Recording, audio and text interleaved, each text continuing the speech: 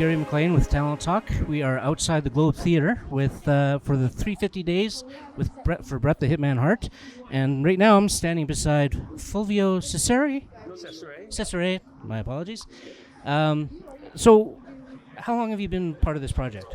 Right from the beginning, we started in almost exactly day to day. It was a 6-year project. We started April 6th, I think, of 2013, and we were released on iTunes in the U.S. on April 2nd this year. Okay. And has this gotten the exposure that you were hoping for? How's the reaction been? Beyond, actually. I had my premiere at the Chinese Theater in Hollywood last summer, and my partners did one at Union Square in New York City. We were released in almost 400 theaters across the U.S. Through a company called Fathom Events. It was a one-night thing.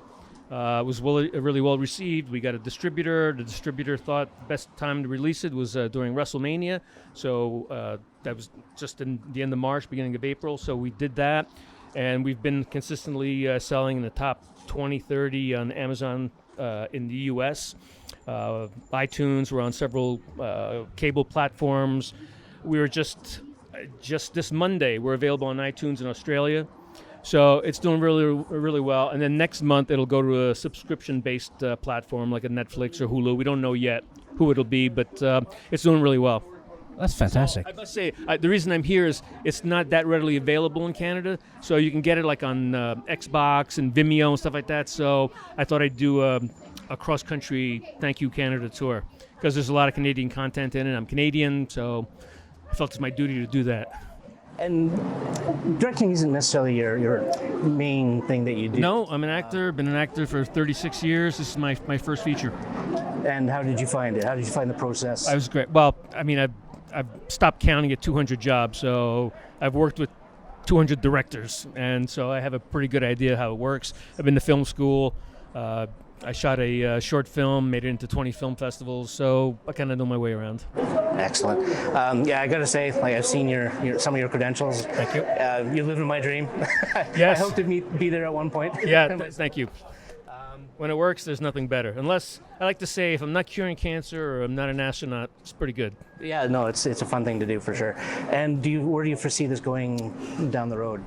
Well, the distributor has it for 15 years, so you'll see it on airplanes. You'll see it in museums. Who knows where it is, but it's got longevity. It's got nostalgia factor to it. It's got all the indie wrestlers that are coming up should watch it because they know where their roots are coming from. I'm so shocked at all the screenings that I've done so far, the amount of women that have come up to me and said, wow, I had no idea wrestling was like this. This was their life and all that. So I want people that don't know anything about wrestling to see what it really was like. And that's just it. It touches on a lot of subjects that a lot of people aren't aware of. Yeah. And brings them to light. And I think it's a very good thing to bring to light because these guys go through a lot that people just don't realize. Well, wait till you see the movie. It's insane. I mean, I'm an actor, so I get what they went through, but the whole physical aspect to it, that's why so many of them, like for example, I interviewed 72 people, 38 made the cut, close to 20 are dead already.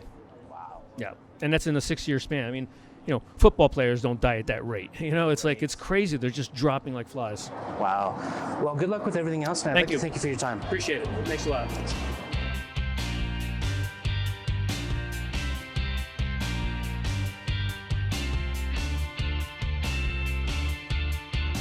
Fulvio, first of all, welcome to Calgary. Thank you. Pleasure to be here. So tell me, how excited are you? I understand this film is your baby. It's my baby. My writing partner, it was his idea, but I directed, produced it, locations, everything you can possibly imagine that goes into a film, I did. And so I'm incredibly proud of it. It was a 6-year journey. And we started off in 2 days in New Jersey with 4 wrestlers, and it blossomed into, I think it was 21, 22 days. We did 78 interviews over the span of 6 years. Amazing. And I understand you even filmed part of it right here in Calgary. Bret the Hitman Hart, local son, local god here, and he deserves it. He's a living legend. He'll be here tonight. I can't wait to see him again. He, in my opinion, is the star of the show. Well, we have so many great people in it. Ox Baker's our comic relief. We have Tito Santana, Greg the Hammer Valentine, Paul Orndorff, Ted DiBiase, legends from back then. But Bret's just awesome in it. Yeah. So tell me about the title of the film. Why is it so key? So the documentary is about life on the road for wrestlers during what was called the territory days. So wrestlers would have to travel from one territory to the other, and they would literally work 350 days out of the year because they were making $25, $30 a match. And so they would just constantly travel, they wrestle, and they go on to the next town. And so this is about what was that life like. Is that life different from wrestling nowadays? Yes. People fly, in jets and limousines. These guys were packed in vans. They couldn't go into a town together because the fans thought that they were, mortal enemies and all that. And yet they would. They would drive together, and then just outside of town, they'd get into different cars or whatever to, keep the mystique up. Things are very different now. The mystique of $30 a match. That's right. Yeah, nobody makes that now. Wow. Yeah. Wow. And I understand that this is your first feature directing debut? Yes. My first feature film. I directed the short film, made it into 20 film festivals, a couple little projects I tried to get off the ground, produced, but my first baby, my firstborn. Well, congratulations so much on the screening here in Calgary. And once again, welcome to Calgary. We hope you have a great time. I'm on a Thank You Canada tour. I've done Vancouver, Winnipeg, Edmonton. I'm here in Calgary. I'll finish off in Toronto. And I'm so happy to be here because of Bret. So thank you, Calgary.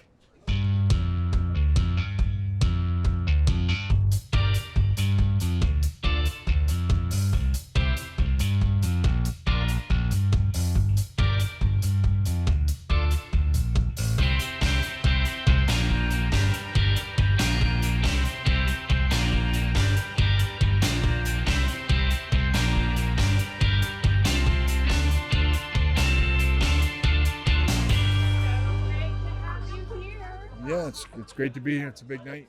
How exciting is it to have this film screen in Calgary?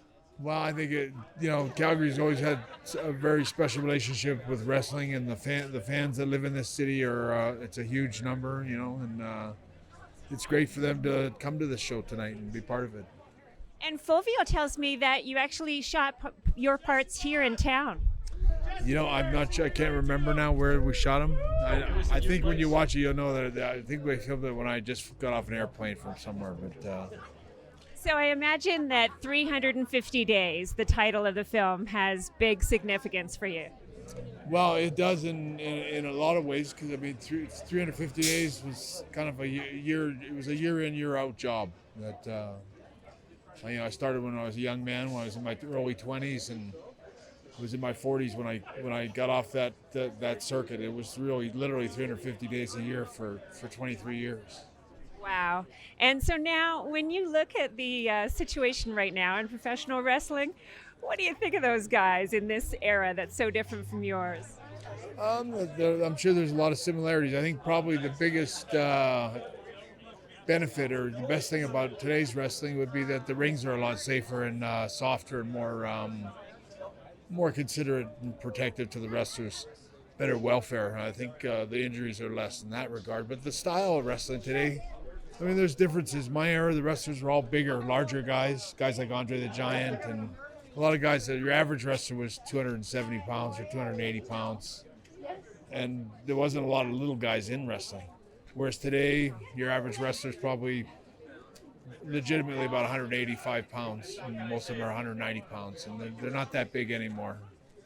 There's the few odd ones like Brock Lesnar and Big Show, and just a handful of guys that are like a throwback to the giants of yesterday.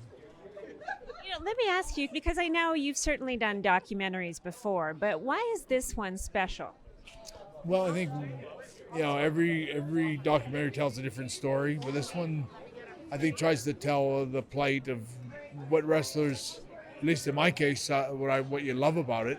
The thing I got from the documentary is that as much as everybody went through to become and to be a professional wrestler, and what the career took out of it, toll-wise on their body and their health and even their welfare at the end of it, was all worth it in the end. I think everybody, at least in my case, I loved my career. I loved what I did. I wouldn't change. If you said, well, we can change it all now and you can you tell a different story. I'm quite happy with the story I told as a professional wrestler. And what's it mean to you to have this screening right here in your hometown? I just hope everyone, like I say, it's a nice time for wrestling fans to collect together and watch a story play out. There's a lot of characters and faces in this documentary that your average Calgary wrestling fan might not be familiar with, but at the same time, there's a lot of legendary names in this documentary. So, you'll either connect with it or not. But I know Calgary's such a long history with wrestling, and the fans here in this city are just such great fans that it's great for them to get together and collect thoughts on this documentary like they have so many other ones. Well, thank you so much, Bret.